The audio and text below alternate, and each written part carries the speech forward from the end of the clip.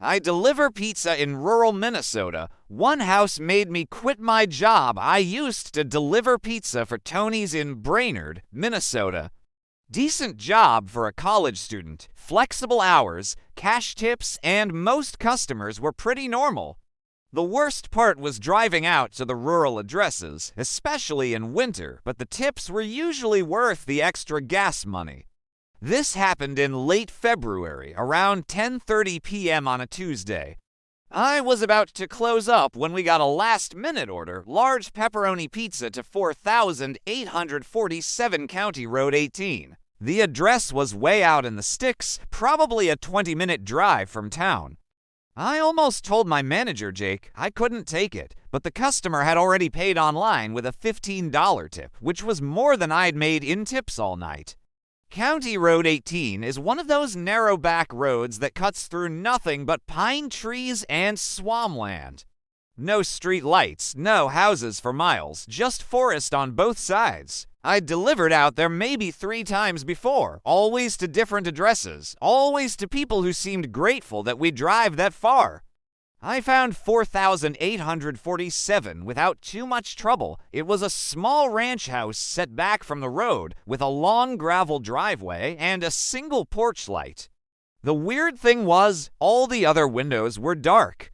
Usually when people order pizza, they're watching TV or have some lights on, but this place looked completely dead except for that one porch light. I grabbed the pizza bag and walked up to the front door. There was no doorbell, so I knocked and waited. After about 30 seconds, I knocked again, louder this time. That's when I heard it. Footsteps inside the house, but they sounded wrong somehow. Too heavy, and they seemed to be coming from directly above where I was standing, like someone was walking around on the roof.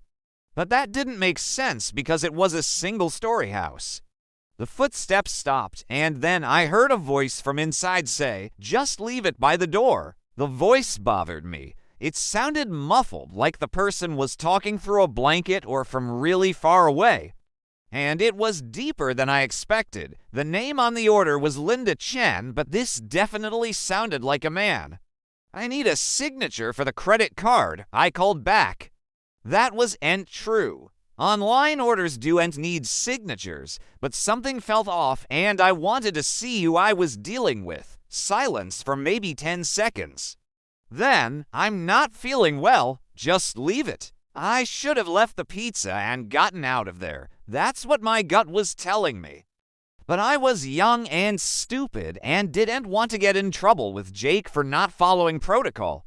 "I really need a signature," I said. "It'll just take a second." More silence.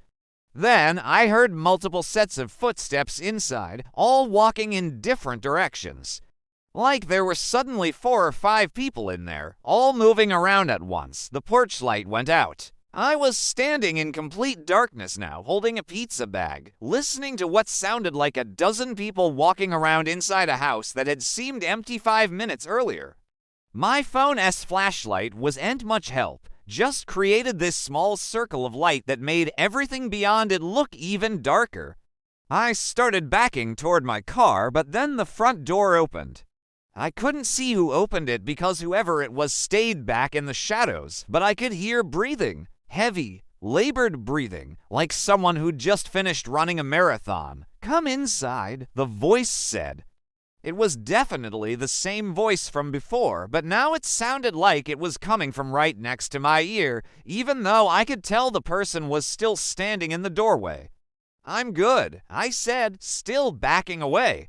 "I'll just leave the pizza here." "Come inside," the voice repeated, and this time I heard it twice, once from the doorway and once from behind me. I turned around and saw a figure standing about 10 feet away between me and my car.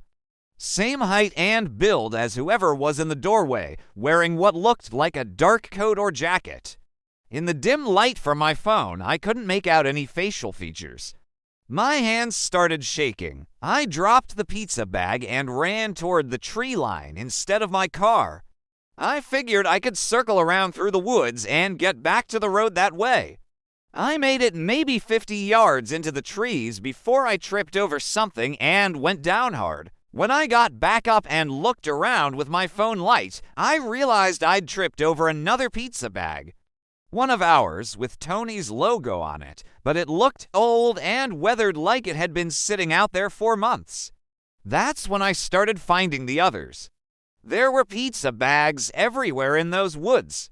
Dozens of them, all from Tony's, scattered between the trees like some kind of trail.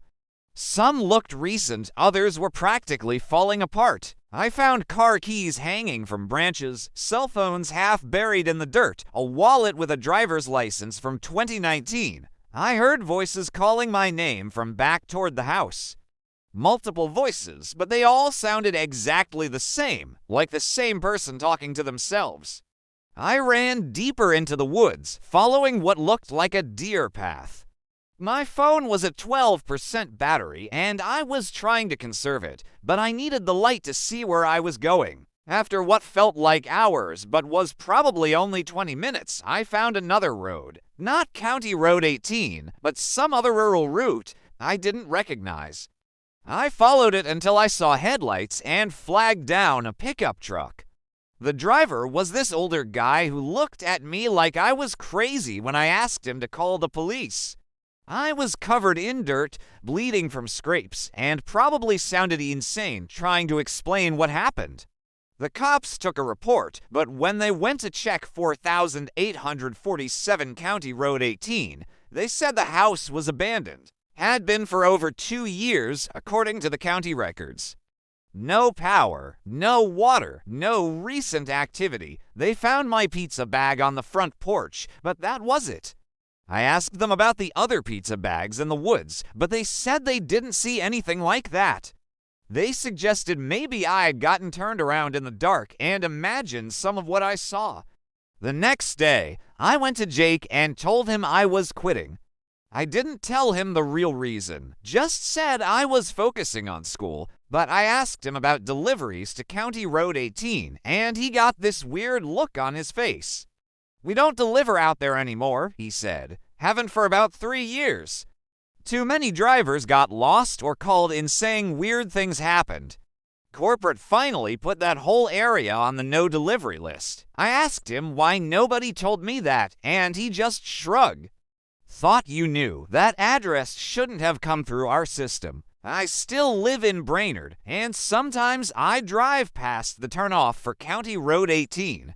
I've never gone back down that road, but I've talked to other people who've had jobs that required them to go out there. Mail carriers, utility workers, delivery drivers for other companies.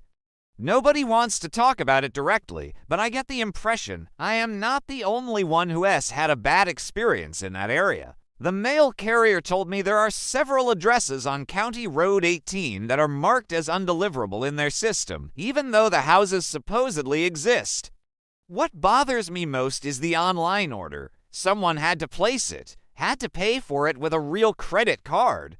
I asked Jake if he could look up the payment information, but he said corporate handles all the online transactions and they don't keep local records.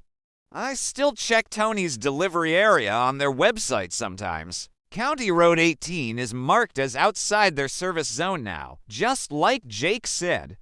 But every few months, I get curious and type in 4,847 County Road 18 has a delivery address.